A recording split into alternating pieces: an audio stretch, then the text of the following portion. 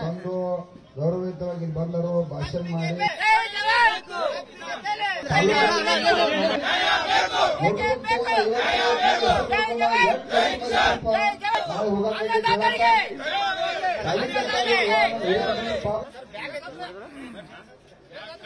ಮುಂದಿನ ಬಿಲ್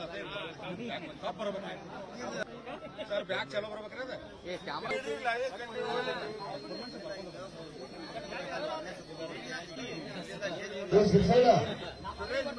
ಶಿರ್ಸೈಡ್ ಅಂಗಡಿ ಇಲ್ಲಪ್ಪ.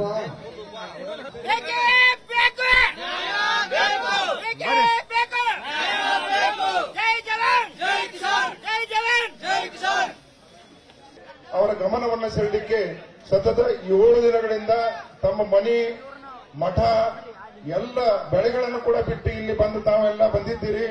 ಅದಕ್ಕೆಲ್ಲ ನಮ್ಮ ಭಾರತೀಯ ವೈದ್ಯಕೀಯ ಸಂಘದ ವತಿಯಿಂದ ಮೊದಲನೇದಾಗಿ ತಮಗೆಲ್ಲರಿಗೂ ಅಭಿನಂದನೆಗಳನ್ನು ಸಲ್ಲಿಸ್ತಾ ಇದ್ದೀನಿ.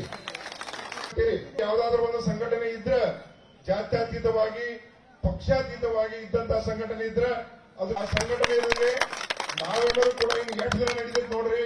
ನಾವೆಲ್ಲರೂ ನಿಮ್ಮ ಜೊತೆಗಿರ್ತೀವಿ.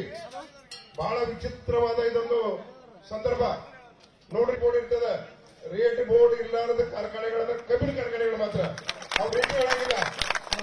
2 ದಿನಕ್ಕೆ ಬಿಲ್ ಕೂಡ 1.5 ತಿಂಗಳ 2 ತಿಂಗಳ ಎಷ್ಟೋ ಸಂದರ್ಭದಲ್ಲಿ ವಾಸರಿ 4 ತಿಂಗಳ ಗಂಟೆ ನಮ್ಮ ಕಬ್ಬಿನ ಬಿಲ್ ಬಂದಿಲ್ಲ.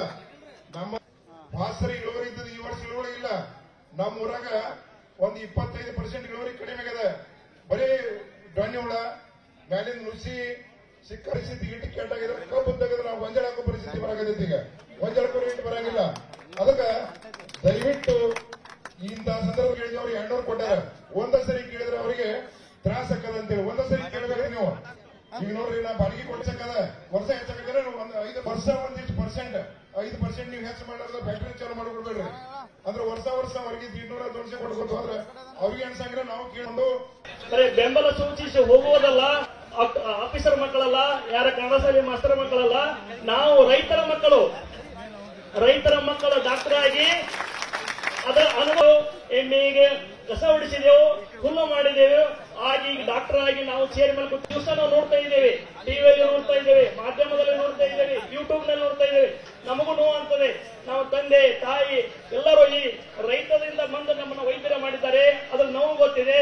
ಅದಕ್ಕೋಸ್ಕರ ನಾವು ಬಂದು ನಿಮ್ಮೆಲ್ಲರ ಒಂದು ನೋವನ್ನು ನೋಡಿ ಅದಕ್ಕೆ ಸ್ಪಂದಿಸಿ ನಾವು ಯಾವತ್ತೂ ನಿಮಗೆ ಸಹಕಾರ ಬೆಂಬಲ ಇದ್ದೇ ಇರುತ್ತದೆ.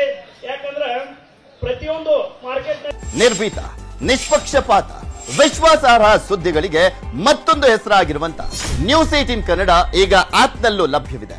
ದಯವಿಟ್ಟು ಇಲ್ಲಿರುವ QR ಕೋಡ್ ಅನ್ನ ಸ್ಕ್ಯಾನ್ ಮಾಡಿಕೊಂಡು ಆಪ್ ಅನ್ನ ಡೌನ್ಲೋಡ್ ಮಾಡೋದಕ್ಕೆ ಮರಿಬೇಡಿ. ನಿಮ್ಮ ಬೆಂಬಲ ಹೀಗೆ ಸದಾ ನಮ್ಮೊಂದಿಗಿರಲಿ. ಧನ್ಯವಾದ.